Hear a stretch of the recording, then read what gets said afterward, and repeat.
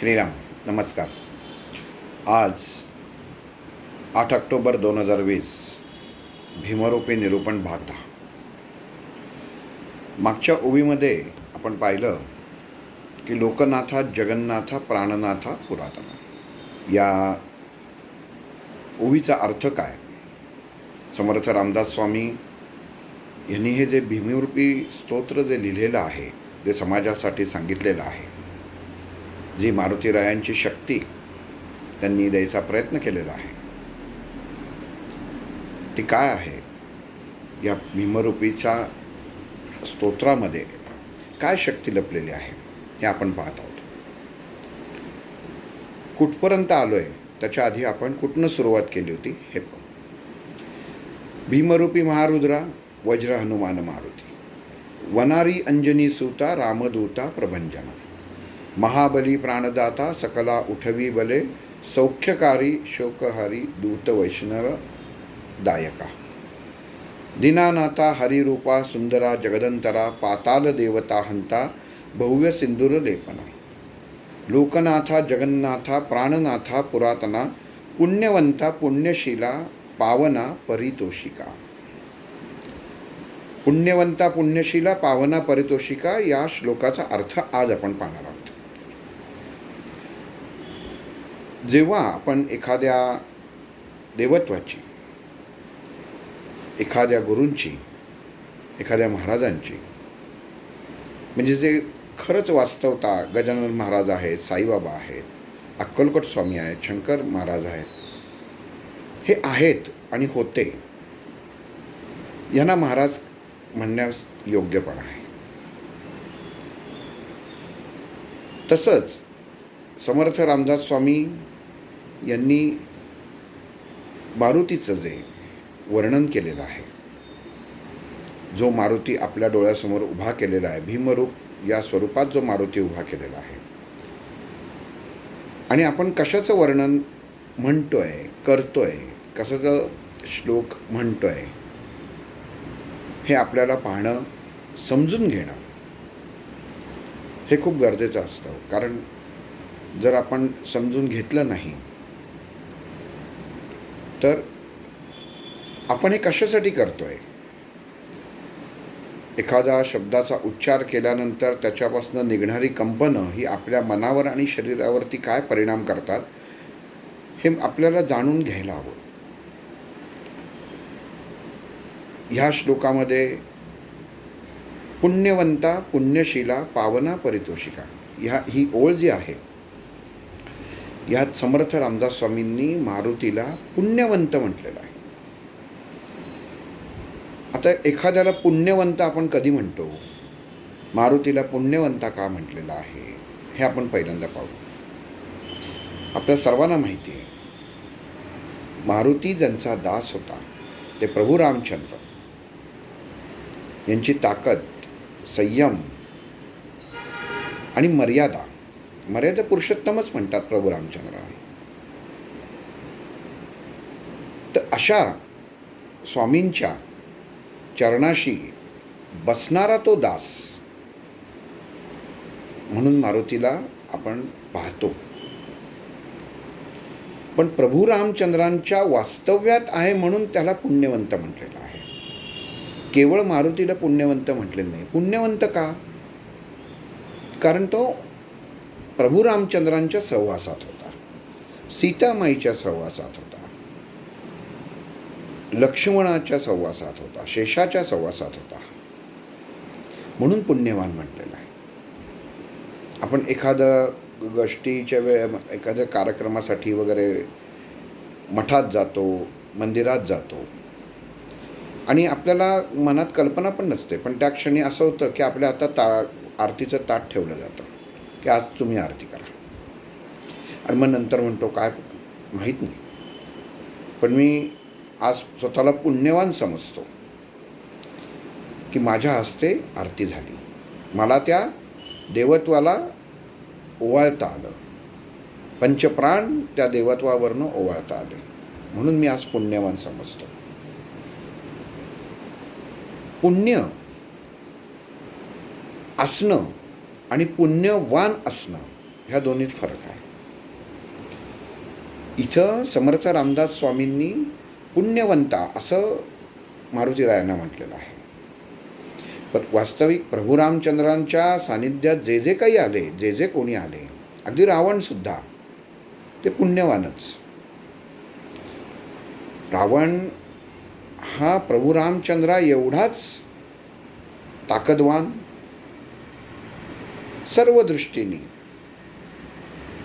प्रभू रामचंद्रांच्या बरोबरीत असणारा, पण एकच गुण अहंकार, जो प्रत्येक माणसात असतोच, पण ह्याच्यामध्ये अहंकाराच्या आहारी गेल्यामुळे विनाश झाला.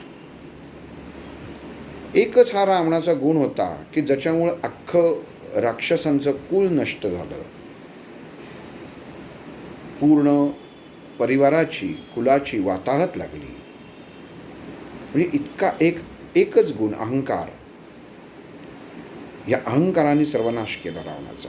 पण तरी त्याला प्रभू रामचंद्रांच्या हस्ते मरण आलं. आज आपण म्हणतो की दसऱ्याला रावणाची प्रतिकृती उभी करतात, मग बाण त्याला मारून त्याला जाळतात. पण वास्तविक कसं असतं की एखाद्याला जाळणं खूप सोपं असतं, पण त्यातले गुण आपल्याला माहिती करून घ्यायला पाहिजेत. तुकाराम महाराजांनी तेच सांगितलेलं आहे, ज्ञानेश्वर महाराजांनी तेच सांगितलेलं आहे, नाथांनी तेच सांगितलेलं आहे की मनुष्य किंवा वस्तू, जनावर असो, कोणी असो, त्याच्यामधले चांगले गुण आहेत तेवढे घ्या. वाईट गुण कशासाठी पाहता? तुम्ही वाईटात अडकता म्हणून तुम्हाला चांगलं दिसत नाही.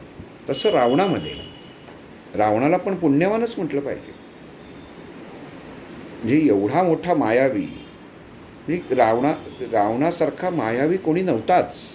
मारीच आणि रावण हे इतके भयंकर मायावी होते की ते काहीही करू शकत होते. म्हणजे रावणापेक्षा मारीच, जो रावणाचा मामा, हा एक पाऊल पुढंच होता. पण तरी रावण हा सर्व विद्येमध्ये पारंगत होता. आणि मायावी विद्येमध्ये त्याच्यासारखी माया आणि मायाजाल हे कोणीच तयार करू शकत नव्हतं. आणि एकदा गंमत अशी झाली की अस्वस्थता, कारण सीता आपल्या अशोकवनामध्ये कैद असून सुद्धा रावण तिला वश करू शकलेला नव्हता. आणि शेवटी एकदा नवऱ्याचा अस्वस्थपणा पाहून मंदोदरी, रावणाची पत्नी, त्याला म्हणते की तुम्ही एवढे मोठे मायावी आहात, इतक्या गोष्टींसाठी तुम्ही स्वतःच्या मायेच्या विद्येचा तुम्ही उपयोग केलेला आहात, तर हीच विद्या वापरून तुम्ही सीतेला वश का नाही करत? कारण मला तुमच्यावरती स्वामी एवढी खात्री आहे की तुम्ही जे मायाजाल रचाल त्याच्यात समोरच्या माणसाला कळण्या इतपत तो नक्कीच मोठा नाही, इतकी तुमचं मायाजाल मोठा आहे. ही मंदोदरीला स्वतःच्या स्वामी रावणाबद्दल असलेली खात्री होती. पण गंमत अशी झाली की रावण मंदोदरीला म्हणतो की हे राणी, तुला असं वाटतं का की मी हे करून बघितलेलं नसेल? तर मंदोदरी म्हणते, म्हणजे काय, मला लक्षात नाही आलं. तर तो म्हणतो, मी रामाचं रूप घेऊन सुद्धा सीतेसमोर गेलेलो आहे, पण दुर्दैवाने मी जेव्हा जेव्हा मायावीनी सुद्धा, मायेने सुद्धा रामाचं रूप घ्यायचो तेव्हा माझ्यात रामाचे गुण उतरायचे आणि माझी विचारशक्तीच बदलायची. सीता ही परस्त्री असं माझ्या त्या क्षणी मनात यायचं, जिच्यासाठी मी हट्टास करतो आहे, जिला प्राप्त करायची माझी तृप्त शरीराची, मनाची इच्छा आहे, तिला मी एक मातेप्रमाणे मनाची दृष्टीच यायची, कारण माझ्यामध्ये सर्व रामाचे गुण उतरायचे. आणि रामाचे गुण उतरल्यावर माझ्यात जे मूळ रावणाचे गुण आहेत ते नष्ट व्हायचे. त्याच्यामुळे मी तिला प्राप्त करू शकलो नाही. याचा अर्थ काय की जो मायेचा अधिपती होता रावण, पण रामाच्या शक्तीपुढे, नुसत्या रामाच्या रूपामुळे, रामाचं रूप धारण केल्यामुळे सुद्धा ज्याच्या वैचारिकतेमध्ये बदल घडतो, ती रामशक्ती केवढी मोठी असेल, ती ताकद केवढी मोठी असेल. आपण वास्तविक रामायण बघतो की रामायण जसं घडलं, ज्या ज्या पद्धतीने घडलं, पण रामाच्या नुसती प्रत्यंच्या रामाने जर ओढली तर तिन्ही लोकांमध्ये हाहाकार व्हायचा, ही ताकद होती. पण जसं म्हणतात की नियतीला आपल्या हातात घ्यायचं नाही, तसं रामाने कधीच नियतीला आपल्या हातात घेतलं नाही ना काळाला घेतलं. जसा क्रम ठरला होता, जशा गोष्टी आपण म्हणतो की रावणाचा वध, रावणाचं मरण हे रामाच्या हातनं झालं, वास्तविक तो उद्धार झाला. आता ती जय विजय यांची गोष्ट प्रत्येक वेळी मी बऱ्याच एक दोनदा ह्याच्यामध्ये सांगितलेली आहे, भगवद्गीतेत पण सांगितलेले आहे. तर त्यामुळं प्रत्येक वेळी ती आता तीच गोष्ट सांगण्यात काही अर्थ नाही.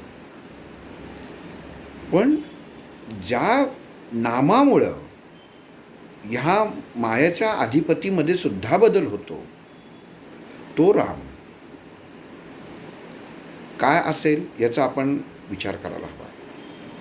आणि त्या रामाचा सेवक म्हणजे मारुती, म्हणजे पुण्यवानच झाला ना. अक्कलकोट स्वामींच्या बरोबर राहिलेले, गजानन महाराजांच्या बरोबर राहिलेले हे पुण्यवानच. एखाद्याला गुरु प्राप्त होणं आणि योग्य गुरु प्राप्त होणं आणि गुरुने आपल्याला आपलंसं करून घेणं. शिष्यांनी गुरुला गुरु म्हणणं योग्य नाही.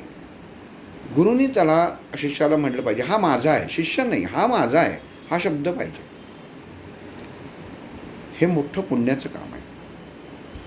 आणि हे पुण्य पूर्वजन्मीपासनं पाठीशी लागतंच. कुठं तरी तुमची पूर्वसंचत तुमच्या चांगलंच असायला लागतं, जेव्हा तुम्हाला आयुष्यामध्ये जीवनामध्ये असं जीवन जगायला मिळतं. समर्थ रामदास स्वामींनी म्हणून इथं मारुतीला पुण्यवंता म्हटलेलं. अरे तू काय पुण्यवान आहेस, प्रभू रामचंद्रांसारख्या महारथीबरोबर, प्रभू रामचंद्रांसारख्या मर्यादा पुरुषोत्तम बरोबर यांचा दास कायम चरणाशी आपल्याला जागा मिळणं याच्यासारखं मोठं पुण्य नाही. आणि म्हणून समर्थ रामदास स्वामींनी मारुतीला पुण्यवंता म्हटलं. नुसतं मारुती पुण्यवंता तर असं नाही आहे का, त्याचं कारण पण पाहिजे. हे खूप महत्त्वाचं आहे. इथं अजून एक गोष्ट सांगतो, म्हणजे वास्तविक पुण्यवंत या शब्दाला धरून नाही, पण एक गोष्ट सांगतो जी रावणाशीच निगडीत आहे. आपण टी व्हीवरती रामायणाची सिरियल पाहिली असेल, त्याच्यामध्ये नेहमी रावणाच्या तोंडी एक वाक्य असायचं. एखादा रावणाचा सेवक, रावणाचा मुलगा किंवा कोणी काही जर म्हणलं की श्रीराम यांना, तर ते रावण त्या क्षणी त्यांना म्हणायचं श्रीमत कहो. कारण काय आहे, नुसतं राम म्हटलं तर रावणाला चालायचं, पण श्रीराम म्हटलं तर चालायचं नाही. आपण ह्या गोष्टींचा कधी विचार केला का बघताना, की श्रीमत कहो असंच रावण का म्हणायचा. राम म्हटलेलं चालायचं, पण श्रीराम मत कहो ऐसा करायचं. श्रीराम म्हटलं की तो चिडायचा. असं टी व्हीच्या सिरियलमध्ये दाखवलेलं. वास्तवता काय होती ते माहीत नाही, पण जे पाहिलं मी लहानपणापासून ते असंच होतं. त्याचा विचार करून नंतर विचार करा, आत्ता उत्तरं त्याची मिळायला लागलेली आहेत. श्री आपण शब्द जो लावतो हा पूर्णत्वाला लावतो, परिवाराशी निगडीत लावतो. जीवनाचं पूर्णत्व ज्याला आहे तो श्रीमान असतो, आणि जीवनाचं पूर्णत्व दिला लागतं ती श्रीमती असते. मग प्रभू रामचंद्रांना श्रीराम म्हटल्यानंतर रावण एवढ्यासाठी चिडायचा, कारण रामाची अर्धांगिनी, प्रभू रामचंद्रांची अर्धांगिनी ही रावणाच्या ताब्यात होती. आणि जर प्रभू रामचंद्रांना श्रीराम म्हटलं तर त्याचा अर्थ असा झाला की ती अजूनही रामाच्या बरोबर आहे. ही गोष्ट रावणाला सहन व्हायची नाही, की माझ्या ताब्यात असून लोक श्रीराम म्हणतात, म्हणजे त्याला पूर्णत्व देत आहेत त्या रामाला. ह्याच्या अहंकारामध्ये हा सुद्धा त्याचा एक बघा वैचारिकता माणसाची कशी असते, की रावणाला नुसतं श्रीराम म्हटल्याला करायचं नाही. आपण कधी विचारच केला नाही गोष्टी की हा श्रीराम म्हटल्यावर का चिडतो, राम म्हटल्यावर चिडत नाही. कारण राम हा कर्ता होता, राज्य करायचा त्याचा तेव्हा वय होतं, राज्यावर बसणारा होता. त्याच्या वडिलांनी त्याला राज्यावर बस गादीवर बस असं सांगितलेलं होतं. अयोध्येचा राजा म्हणून त्याची ओळख होती, अयोध्येचा सुकुमार म्हणून त्याची ओळख होती. आणि मग श्रीराम म्हणून राम चालायचं, श्रीराम चालायचं नाही. कारण श्रीराम म्हटल्यावर पूर्णत्व आलं, आणि पूर्णत्व आलं की इथं रावणाच्या शरीराची आगाग व्हायची. सीता माझ्यातच यायची, अर्धांगिनी माझ्या ताब्यात असताना ह्याला पूर्णत्व कसं तुम्ही म्हणता? म्हणून राम म्हणत आला, माझा शत्रू, माझा समोर उभा राहणारा, आज ना उद्या माझ्याबरोबर युद्धाला उभा राहणारा जो आहे तो राम आहे, श्रीराम नाही आहे. असं गैरसमजूत रावणाची होती. म्हणून एवढ्याशा छोट्या गोष्टीवरून त्याला राग यायचा.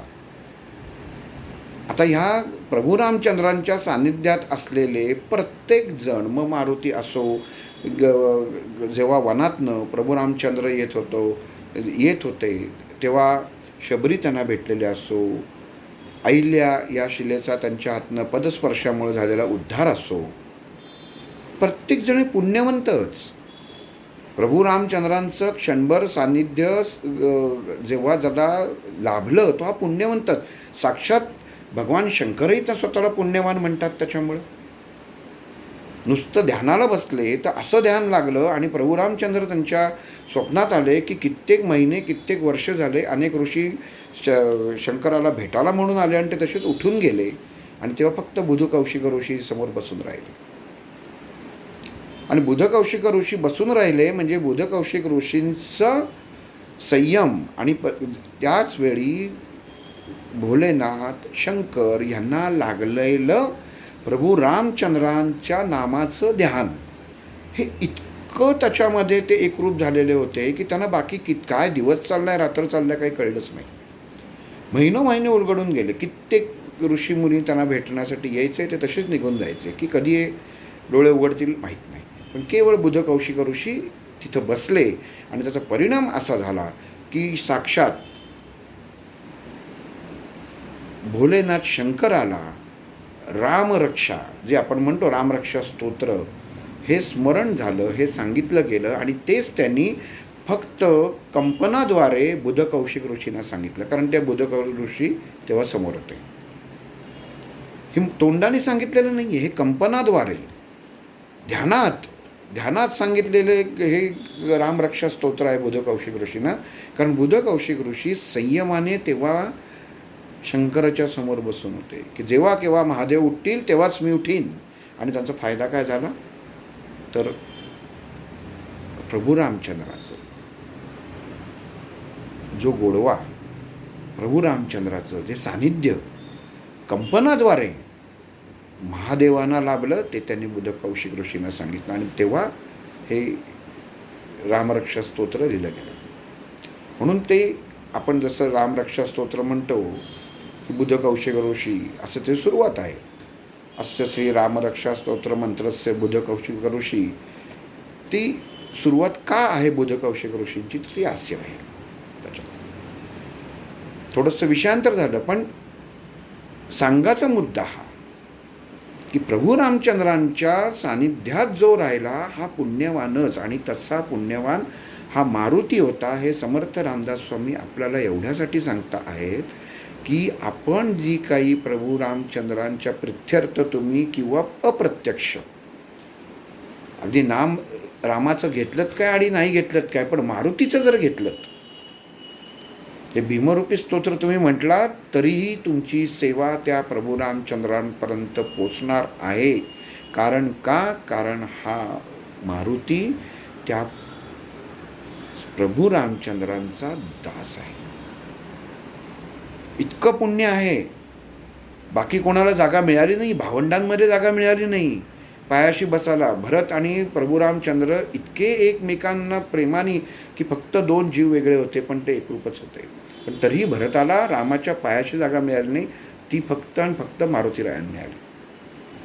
ह्याला पुण्यवानच म्हणतात. पुण्यवान असल्याशिवाय ही गोष्ट होणं नाही. म्हणून समर्थ रामदास स्वामींनी इथं हा उच्चार पुण्यवंता केलेला आहे. पण नुसतं पुण्यवंता म्हणून थांबले का समर्थ? तर नाही. तर पुढचं काय म्हणले? पुण्यशीला. म्हणजे पुण्यवान आहेच आहे, पण मारुतीचं शील. आपण म्हणतो की शील या शब्दाचा 2 याने अर्थ होतो. एक पुण्यशिला शब्द कसा लिहिला आहे? पुण्यशिला. वेगळं जर केलं तर एक शब्द पुण्य होतं, दुसरं होतं शिला. तर शिलाचे परत तुम्ही जर फोड केली तर अर्थ होतो शील, आणि दुसरं होतं शील असलेला, म्हणजे स्थिर. शिला कशाला म्हणतात? जी स्थिर आहे, ती स्थित आहे, ती की जी कधी हलणार नाही, डगमगणार नाही, तिला शिला म्हटलं जातं. आणि म्हणून अशी पुण्यवान शिला, तो कोण? तो मारुती. हा एक अर्थ झाला. आणि पुण्यशील हा दुसरा अर्थ झाला की ह्याच्यामधनं मारुतीचे पूर्वज कोण होते?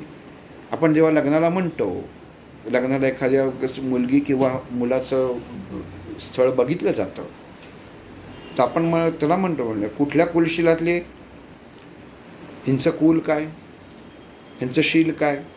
म्हणजे काय की त्या मुलीवरती किंवा त्या मुलावरती संस्कार कसे झालेले आहेत, घरचे कसे होते, हे आपल्याला कळतं. तसंच इथं समर्थ रामदास स्वामी काय म्हणतात? पुण्यशिला.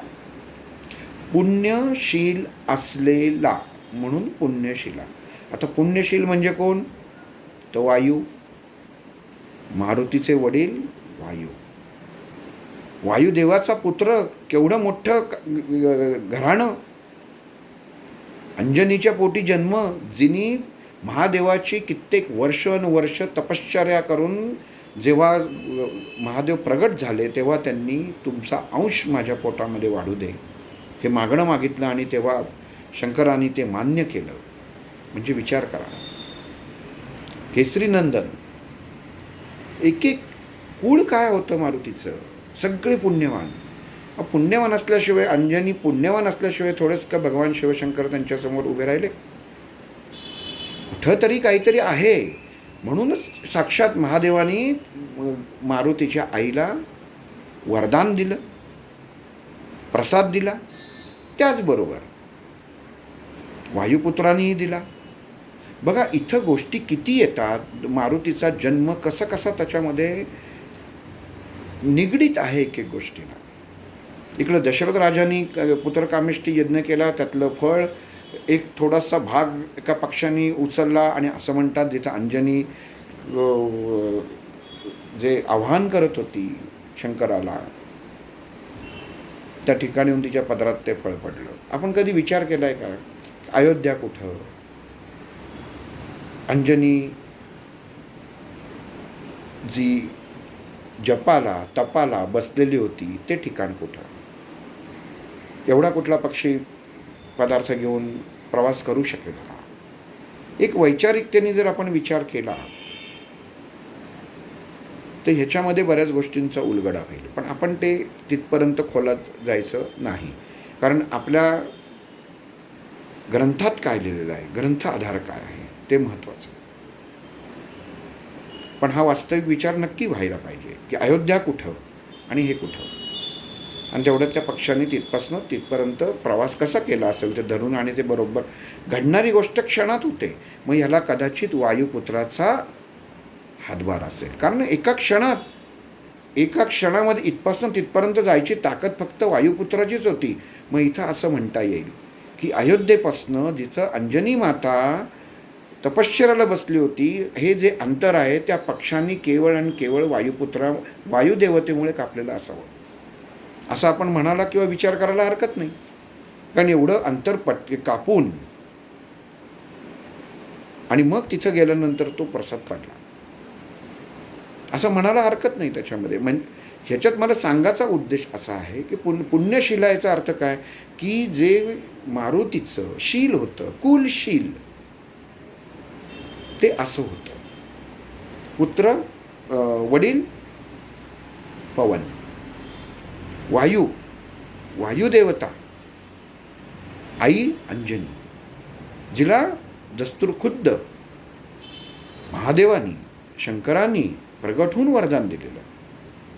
म्हणजे किती पुण्यवान कुळ असेल त्यांचं, त्यालाच कुल. आणि अशा याच्यामध्ये, अशा कुलामध्ये जे शरीर होतं त्याला शील म्हटलं जातं.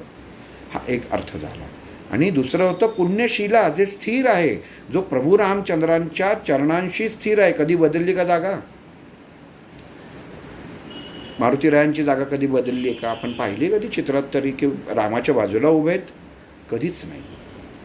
स्थिर जागा आहे, स्थित जागा आहे की रामांच्या पायाशी बसणारी अधिकारी व्यक्ती एकच, ती म्हणजे मारुती.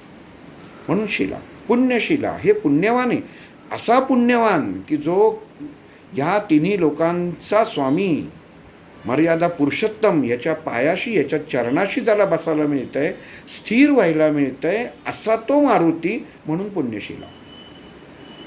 मग जो असा पुण्यवंत आहे, असा पुण्यशील आहे, असा मारुतीला आपण नमस्कार करायचा आहे आणि पावन व्हायचं आहे, असं समर्थ रामदास स्वामी सांगतात. पुण्यवंता पुण्यशीला पावना परितोषिका, पावन व्हायचं आहे. एक गंगेमध्ये स्नान केलं आणि पावन झालं, पूर्ण चिंब, अर्धवट नाही, नुसतं गळ्यापर्यंत कमरेपर्यंतही घेतलं नाही. ओतप्रत, जिथं ओतप्रत असतं, जे पूर्ण भरलेलं असतं, तिथंच पावन झालं म्हणतो आपण. जिथं सुख पूर्ण लाभतं तिथंच पावन झालं म्हणतो आपण. पावन या शब्दाचा उपयोग समर्थ रामदास स्वामींनी एवढ्यासाठी केला आहे की आपण पावन व्हायचं आहे. त्या भीमरूपी स्तोत्र म्हणताना त्या मारुतीला आपण जेव्हा समोर पाहतो, जेव्हा त्याचं करतो, जेव्हा आपल्याला कळतं की त्याचं पुण्यवान कसा आहे, त्याचं शील कसं आहे, आणि अशा मारुतीची मी आवाहन करतोय, मी स्तोत्र म्हणतोय आणि मला त्या इच्छा मनामध्ये स्वतःच्या प्रगट करतोय की अशा मारुतीचं मला बळ लाभू दे. आणि हे बळ आता मला कळतंय की आता मला मिळत चाललेलं आहे आणि मी ह्याच्यामध्ये पावन होणार आहे, मी त्याच्यात पूर्ण बुडून जाणार आहे आणि माझ्या मनामध्ये एक प्रकारचा आनंद जो उभारणार आहे, हा मी सांगू शकत नाही, हा वर्णन करू शकत नाही. म्हणून पुण्यवंत पुण्यशीला पावना परितोषिका, परितोषिका म्हणजे आनंद, आनंदात न्हाऊन निघणं, परितोषिका. एवढं मोठा पुण्यवान माझ्यासमोर उभा राहिलेला आहे. एखाद्या गजानन महाराजांचा भक्त जेव्हा इतर लोकांना भेटला तेव्हा लोक त्याच्यात असं त्यांना झालं की समोर साक्षात गजानन महाराज उभे. स्वामींचे जसं मध्ये साने सरांनी सांगितलं की अनंतनाथ महाराज जे स्वामींचे शिष्य, की त्यांची कृपा जे बघितल्यावर पावन झालं, बघितल्यावर पावन झालं. अशी व्यक्ती, असं व्यक्तिमत्व समोर पाहिजे की ज्यांना त्यांचे गुण, ज्यांचा सहवास लाभल्यावर आपण पूर्णत्व आपलं पावन होऊन जातो, पूर्णत्व विसरून जातो. म्हणजे माझ्यातला मी राहत नाही. पावन होणं म्हणजे काय? माझ्यातला मी न राहणं, समोरचा जी शक्ती असते त्याच्यामध्ये मी पूर्ण बुडून जाणं, माझं अस्तित्व नाही. आणि मग तो जो आनंद मिळतो त्याला समर्थ रामदास स्वामींनी परितोषिका असं म्हटलेलं आहे. याच्यातनं मिळणारा आनंद, पुण्यवंता पुण्यशीला पावना परितोषिका, हे मारुती राया, अरे तू प्रभू रामचंद्राचा सेवक, त्याच्या पायाशी स्थित असणारा असा माझ्या भाग्यशाली माझा आज हा प्रसंग आहे की ज्याचं मी तुझं नामस्मरण करतोय, तुला मी समोर पाहतोय, तुझं कुलशील मी पाहतो आहे. अरे हे मारुती राया, असं मी कधीच पाहिलं नाही रे.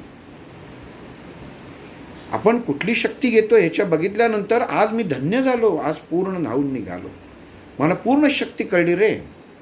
आणि तो आनंद, हा आनंद आज माझ्या अंतःकरणात निर्माण झालेला आहे, अंतःकरणात जागृत झालेला आहे. म्हणून समर्थ रामदास स्वामींनी ही ओवी दिली आहे, पुण्यवंता पुण्यशीला पावना परितोषिका. आनंद झालेला आहे. आणि हाच आनंद जर आपल्या मनामध्ये उत्पन्न झाला, हे समर्थ रामदास स्वामींनी लिहिलं आहे, कारण त्यांनी ही अनुभूती घेतलेली आहे. हाच आपल्याही मनात निर्माण व्हावा असं समर्थांना वाटतं. आणि जेव्हा तुम्ही हे भीमरूपी स्तोत्र म्हणाल तेव्हा नक्कीच ह्याची जाणीव तुम्हाला होईल. हे मारुती, हनुमंत, हनुमान तुम्हाला तुमच्या डोळ्यासमोर उभे राहतील. आणि जेव्हा उभे राहतील तेव्हा तुमची बघाची त्यांच्याकडे दृष्टी बदलेल. केवळ वीर महाबली म्हणून नाही, तर हे रामाचे दूत आहेत, स्थिर आहेत. प्रभू रामचंद्रांच्या चरणाशी शिलेसारखं स्थिर असणारा. आपण एखादा म्हणतो एखाद्या कार्यक्रमांना शिलान्यास समारंभ आहे. शिलान्यास समारंभ म्हणजे काय? नुसतं दगड नेऊन ठेवणं नाही आहे, कायमचं स्थिरता. अख्खी इमारत उभी राहते, पण ते जिथं तो जसं शिलावतरण करतात तो दगड किंवा ती पाटी हलवली जात नाही. म्हणून तो शब्द आहे. म्हणून जो प्रभू रामचंद्रांच्या पायाशी जो स्थिर आहे, अशा महाबली मारुतीस माझा नमस्कार. श्रीराम.